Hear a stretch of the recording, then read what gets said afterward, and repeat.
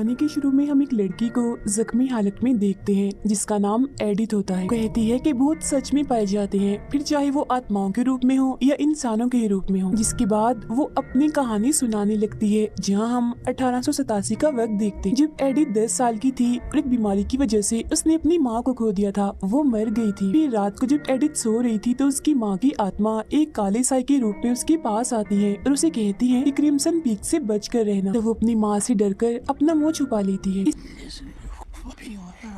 इसके बाद कहानी में हमें 14 सालों के बाद का वक्त दिखाया जाता है, जहां एडिथ अब 24 साल की हो गई थी। वो एक बहुत ही बड़े बिजनेसमैन की बेटी थी। एडिथ को लिखने का बहुत शौक था। इस वक्त भी वो एक नॉवल ही लिख रही थी, जिसको पब्लिशर ने छापने के लिए वो एक पब्लिशर से मिलने जाती है, जहां उसकी मुलाकात होती है अपने बचपन के दोस्त से जो एक डॉक्टर था। फिर जब एडिथ पब्लिशर से मिलती है तो उसे नॉवल बिल्कुल भी पसंद नहीं आता, क्योंकि उसमें बहुत आत्माओं का जिक्र था। वो उसे कहता है तुम भूत प्रेत को छोड़कर प्यार मोहब्बत का नॉवल लिखो, मैं उसे पब्लिश करूंगा, वो लोगों को काफी पसंद आएगा। घर आकर ये बात वो अपने डैड को बताती है, जो आगे उसे नॉवल लिखने के लिए पेन तोहफे में देते हैं, जिसे एडिथ ले तो लेती है मगर कहती है कि अब मैं नॉवल पेन से नहीं लिखूंगी बल्कि टाइप करूँ। जिसके बाद वो अपने डैड की ऑफिस में बैठकर टाइपिंग करने लगती है, जहाँ तभी एक लड़का आता है जिसका नाम थॉमस था। वो एडिथ को कहता है मैं आपके डैड से मिलने आया हूँ। तो वो उसे इंतजार करने का कहकर जाने लगती है, लेकिन जब थॉमस उसका नॉवल देखता है तो तारीफ कर देता है, जिससे एडिथ को काफी खुशी मिलती है। जिसके बाद यहाँ एडिथ के डैड आ जाते हैं। थॉमस उन्हें बताता है कि मैं एक प्रोजेक्ट पर काम कर रहा हूँ, मुझे एक बिजनेसमैन की तलाश है जो मेरे प्रोजेक्ट में पैसे लगाए। इसी सिलसिले में मैं आपसे बात करने आया हूँ। जहाँ बाद में वो एडिथ के डैड और बाकी बिजनेसमैन से मीटिंग करता है और सबको अपना प्रोजेक्ट जो एक मशीन थी वो दिखाता है,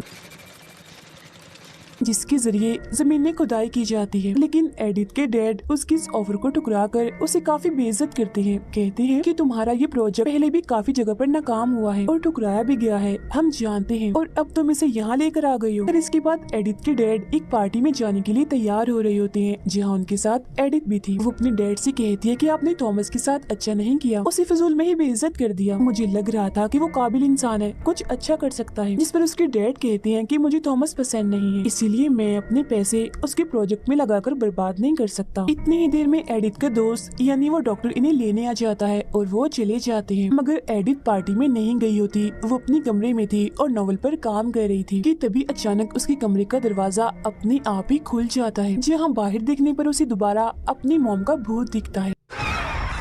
वो डरकर दरवाजा बंद कर देती है, मगर फिर भी दरवाजे से गुजरकर उसकी मॉम अंदर आ जाती है और एडिथ को दोबारा से कहती हैं कि मेरी बात मान लेना, क्रिम्सन पीक से बच के रहना। एडिथ को कुछ भी समझ नहीं आती कि वो क्या कहना चाह रही है, मगर वो काफी डर गई थी। तभी उसके पास उसकी सर्वेंट आती है और उसे बताती है कि कोई थॉमस नाम का आदमी आपसे मिलने आया है। जब वो उसे मिलती है तो थॉमस उसे पार्टी में चलने का कहता है, जिसके बाद दोनों मिलकर उस डॉक्टर की पार्टी में जाते हैं। यहीं पर थॉमस की बहन भी थी। यहाँ हम साफ साफ देख पा रही थी कि वो एडिथ को पसंद करने लगा है और उसे अपने साथ डांस करने का कहता है। जहाँ थॉमस की बहन पियानो बजाती है तो वो दोनों डांस करने लगते हैं। अगली सुबह एडिथ के डैडी एक आदमी को अपने पास बुलाते हैं जो एक जासूस था। वो उसे थॉमस और उसकी बहन की सारी डिटेल्स लाने का कहते हैं। एडिथ अपने डॉक्टर दोस्त से मिलने जाती है, जहाँ वो उसे कुछ चीजें दिखाता है और कहता है कि तुम थॉमस और उसकी बहन से होशियार रहना, वो लोग अच्छे नहीं हैं। फिर अगली सीन में हम देखते हैं कि एडी थॉमस और उसकी बहन से मिलने एक पार्क में गई है। यहाँ साइड पर ले जाकर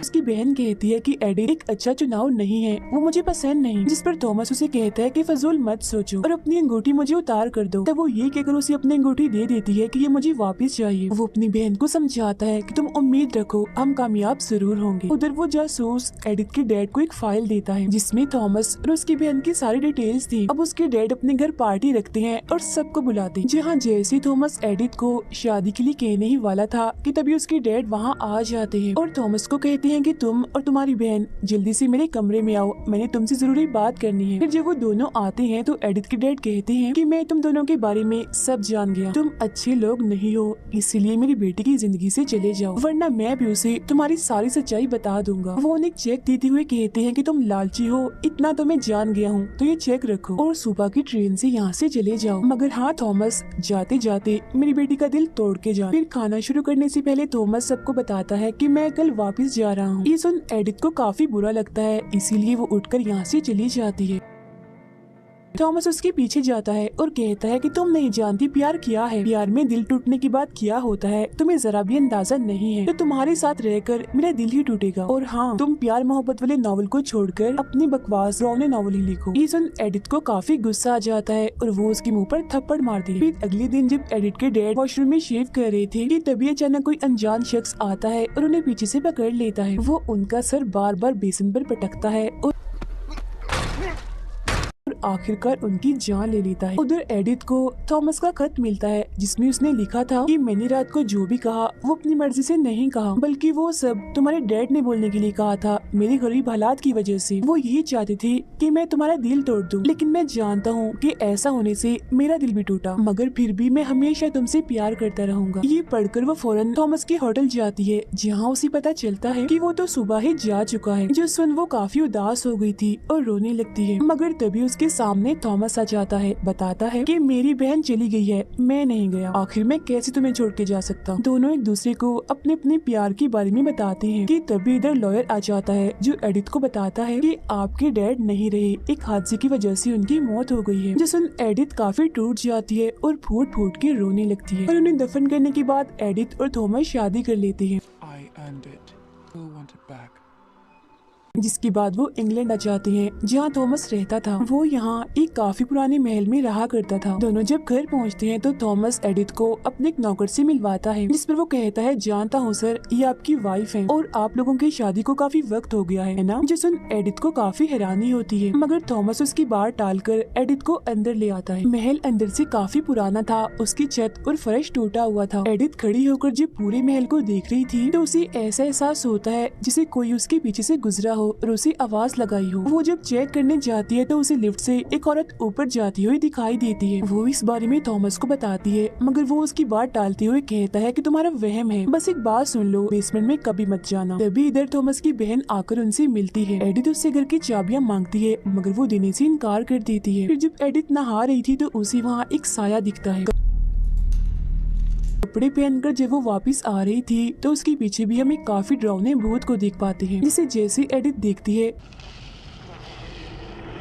तो वो वहाँ से गायब हो जाता है। जब वो बाहर आती है तो थॉमस उसे चाय देता है जिसमें उसने कुछ मिलाया था। फिर जब वो सोने लगती है तो उसे म्यूजिक की आवाज आती है। वो जब चेक करने जाती है तो देखती है कि थॉमस की बहन पियानो बजा रही है। वो उसे अपनी माँ की तस्वीर और लाइब्रेरी दिखाती है। फिर वो एडिथ को कहती है कि थॉमस से जरा दूर ही रहना और बस अपना ख्याल रखना। जो सुन एडिथ को काफी हैरानी होती है कि आखिर वो ऐसा क्यों कह रही है। उधर उस डॉक्टर को एडिथ के डैड की चेक बुक मिलती है, जिससे उसे पता चलता है कि उन्होंने आखिरी चेक थॉमस को दिया था, जिससे उसे थॉमस पर शक होने लगता है। एडिथ थॉमस के पास जाती है जहाँ वो काम कर रहा था। वो दोनों अभी साथ में ही थे कि तभी इधर थॉमस की बहन आ जाती है और एडिथ को चाय पिलाती है, जिसमें उसने भी कुछ मिला दिया था। रात को जब एडिथ सो रही थी तो अचानक से उसके पेट में दर्द होने लगती है। वो उठती है तो देखती है कि थॉमस उसके साथ नहीं है। वो जब थॉमस को ढूंढने जाती है तो उसे एक अलमारी दिखती है, जिसे खोलने पर उसके अंदर एक बॉक्स था जिसमें कुछ टिप्स पड़ी हुई थी। तभी अचानक वहाँ जमीन को चीरते हुए एक भूत बाहर आता है जो बेहद ही डरावना लग रहा था। उसे देख एडिथ काफी डर गई थी और अपनी जान बचाने के लिए लिफ्ट के जरिए नीचे बेसमेंट में आ जाती है। वहाँ उसे एक काफी बड़ा बॉक्स मिलता है जिस पर इनोला लिखा हुआ था, लेकिन वो बंद था, जिसकी चाबी थॉमस की बहन के पास। अगले दिन थॉमस अपनी मशीन पर काम कर रहा था जहाँ तभी उसके पास एडिथ आती है और रात वाली बात उसे बताने लगती है, मगर वो उसकी बात नहीं सुनता और मजीद उसके सवालों से बचने के लिए जानबूझकर अपना हाथ मशीन में दे देता है। फिर जब एडिथ उसके हाथ की पट्टी कर रही थी तो वो उसे बताता है कि मेरी मशीन लाल रेत भी निकालती है, जिसकी वजह से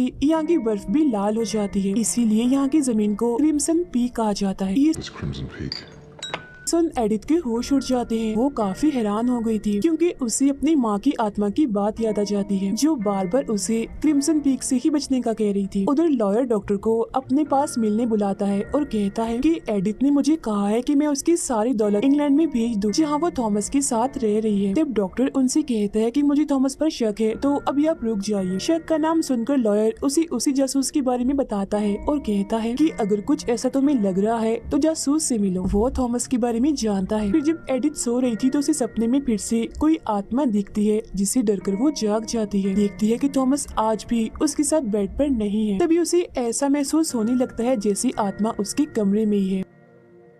तब वो कहती है कि अगर तुम सच में यहाँ हो तो मेरा हाथ छूकर मुझे अपने होने का एहसास दिलाओ। उसका ये कहना ही था कि तभी वो आत्मा उसका हाथ पकड़ के उसे नीचे गिरा देती है। इसके बाद उसे वॉशरूम में से भी अजीब सी आवाज आती है। जब ये चेक करने उधर जाती है तो बड़ा ही अजीब नजारा देखती है कि एक और आत्मा बार टब में बैठी हुई है जिसके सर में चाकू घुसा हुआ है। फिर वो आत्मा धीरे धीरे उठकर एडिथ की तरफ ही आने लगती है और कहती है कि चली जाओ यहाँ से, उसका खून तुम्हारे हाथों ही होगा बस।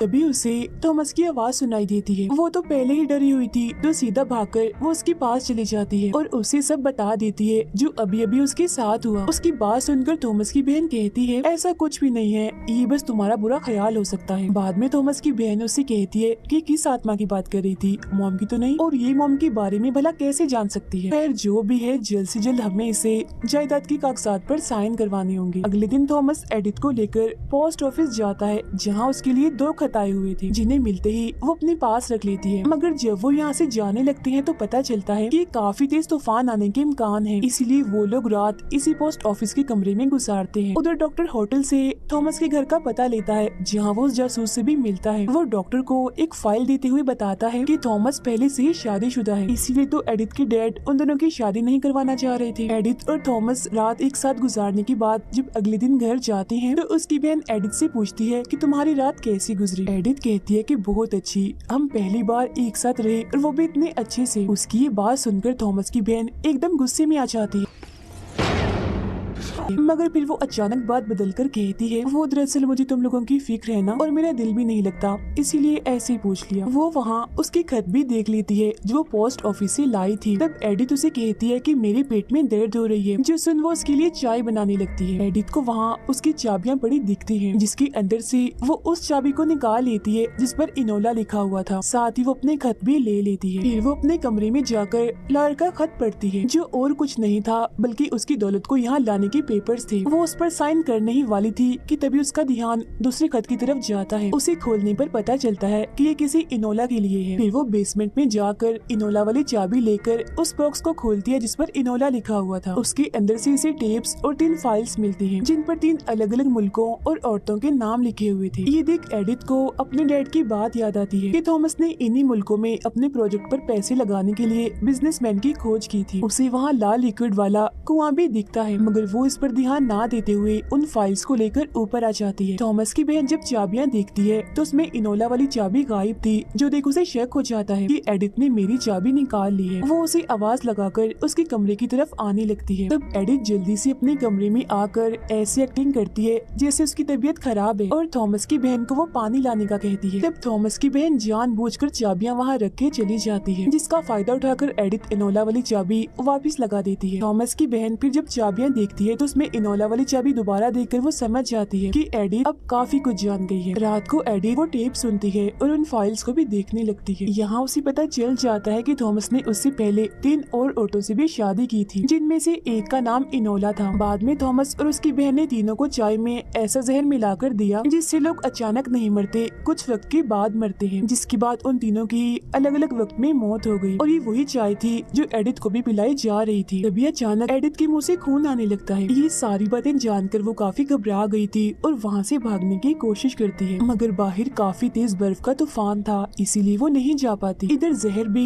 अपना असर दिखाने लगता है, जिस वजह से वो बेहोश होकर वहीं गिर जाती है। अगले सीन में उसकी आँख थॉमस की बहन की आवाज से खुलती है जो उसके लिए खाना और चाय लाई थी। तब एडिथ चाय पीने से इनकार कर देती है, मगर जबरदस्ती वो उसे खाना खिला देती है। कुछ वक्त के बाद थॉमस भी वहाँ आता है और एडिथ को चाय पीने से मना करता है। बाद में वो अपनी बहन के पास जाकर कहता है कि बस कर दो, ये सब रोक दो वरना वो मर जाएगी, मुझे उस पर तरस आ रहा है, इस सब में अब मैं मजीद तुम्हारा साथ नहीं दे सकता। तब उसकी बहन उसे कहती है अच्छा तुम चाय बंद करवा दोगी, मगर इस बार तो मैंने जहर उसे खाने में मिला कर दिया था और हमें ऐसा करना ही होगा वरना सबको हमारे बारे में पता चल जाएगा और हमें सूली पर लटका दिया जाएगा। थॉमस को एडिथ की फिक्र इसीलिए हो रही थी क्योंकि वो अब उसे प्यार करने लगा था। इसके बाद हम देखते हैं कि वो डॉक्टर इंग्लैंड आ गया था और रात को तूफान आने के बावजूद भी वो उनकी महल जाने के लिए निकल जाता है, मगर उधर एडिथ की तबीयत काफी खराब होने लगती है। उसे खून की उल्टियां आ रही थी। फिर जब वो बाहर आती है तो उसे दोबारा से वही आत्मा दिखाई देती है जिसके हाथ में अब बच्चा भी था। एडिथ उसे कहती है मैं जानती हूँ तुम इनोला हो, मगर तुम मुझसे क्या चाहती हो, बार बार क्यों मेरे सामने आ जाती हो। जिस वो आत्मा उसे एक तरफ इशारा करती है। फिर जब एडिथ उस तरफ जाती है तो वो एक कमरे में आ गई थी जहाँ वो थॉमस और उसकी बहन को काफी करीब देखती है, क्योंकि उन दोनों के बीच ऐसे ताल्लुक थे जो नहीं होने चाहिए थे। इसीलिए तो वो उस दिन काफी भड़की थी जब उसे पता चला था कि एडिथ और थॉमस एक साथ रहे। सारा नजारा देखकर एडिथ काफी हैरान हो जाती है, वो दुखी हो गई थी इसीलिए यहाँ से जाने लगती है। जहाँ तभी उसके पीछे थॉमस की बहन भी आ जाती है और जबरदस्ती उसके हाथ से अंगूठी उतार लेती है। फिर वो एडिथ को धक्का देकर नीचे गिरा देती है, क्योंकि अब वो सब कुछ जान गई थी। जहाँ किस्मत से उसे कुछ नहीं होता, बस वो जख्मी हो गई थी। अगले सीन में जब एडिथ की आंख खुलती है तो वो अपने सामने डॉक्टर को पाती है जो उसकी टांग की पट्टी कर रहा था। वो उसे बताता है कि तुम्हारी टांग की हड्डी टूट गई है। एडिथ उसे सब कुछ बताने की कोशिश करती है, मगर थॉमस की बहन बात टाल देती है। डॉक्टर देखता है कि एडिथ की अंगूठी उसके हाथ में नहीं है, बल्कि उसकी उंगली पर चोट लगी हुई है और वो अंगूठी अब थॉमस की बहन के हाथ में है, जो देख उसे काफी अजीब लगता है। इसीलिए वो एडिथ को लेकर वहाँ से जाने लगता है, मगर थॉमस की बहन उसे रोक देती। डॉक्टर थॉमस से कहता है मैं तुम लोगों की असलियत जान गया हूँ, तुम बहुत ही घटिया हो। साथ ही वो एडिथ को भी बताता है कि थॉमस की बहन इतनी जालिम है कि उसने अपनी मॉम को भी मार दिया था। ये कहकर जब वो जाने लगते हैं तो थॉमस की बहन चाकू से उस पर हमला कर देती है और एडिथ को पकड़ लेती है। फिर वो थॉमस को कहती है कि जाओ और डॉक्टर को चाकू से मार दो। थॉमस उसे मारना नहीं चाहता था, इसीलिए उसके जिस्म में ऐसी जगह चाकू मारता है जिससे वो जख्मी तो हो पर मरे ना, और फिर उसे बेसमेंट में ले जाता है। वो उसे वहाँ छुपाकर एडिथ को बचाने के लिए चला जाता है। उधर थॉमस की बहन एडिथ से जायदाद के पेपर्स पर साइन करवाने के लिए कमरे में ले जाती है, जहाँ वो उसके सामने बहुत सारी बातें भी रखती है, जिससे हमें पता चलता है कि जब थॉमस की मॉम को थॉमस और उसकी बहन के ऐसे ताल्लुक के बारे में पता चला तो उन्होंने मिलकर अपनी मॉम को मार दिया और फिर थॉमस के प्रोजेक्ट में पैसे लगाने के लिए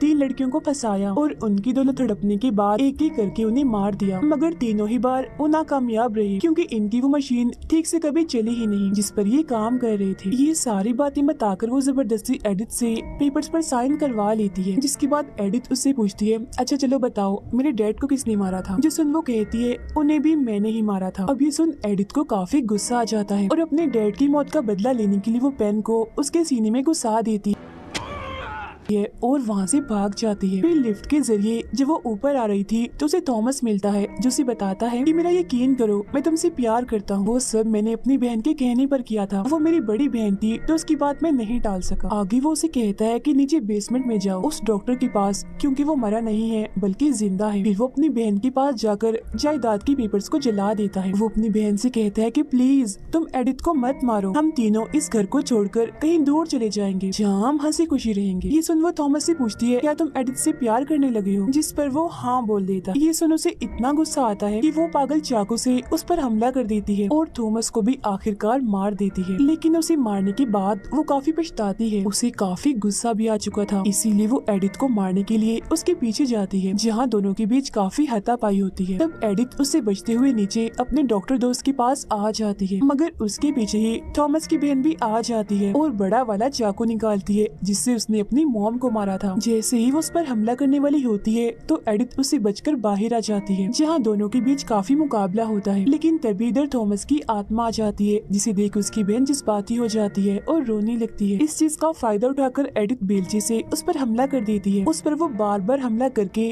आखिरकार उसका काम तमाम कर देती है। इसके बाद कहानी वापस वहीं आ जाती है जहाँ से शुरू हुई थी, जहाँ एडिथ ने कहा था कि भूत सच में पाए जाते हैं। वो फिर अपने डॉक्टर दोस्त के साथ यहाँ से चली जाती है, जिसके बाद थॉमस की बहन की आत्मा बाकी आत्माओं के साथ उसे खंडर महल में फंस जाती है, क्योंकि वो कभी भी इस जगह को छोड़ के जाना नहीं चाहती थी। इसके बाद हम देखते हैं कि एडिथ के साथ जो कुछ भी हुआ वो उस पर एक किताब लिखती है जिसका नाम वो क्रिम्सन पीक ही रखती है और इधर ही ये कहानी खत्म हो जाती है।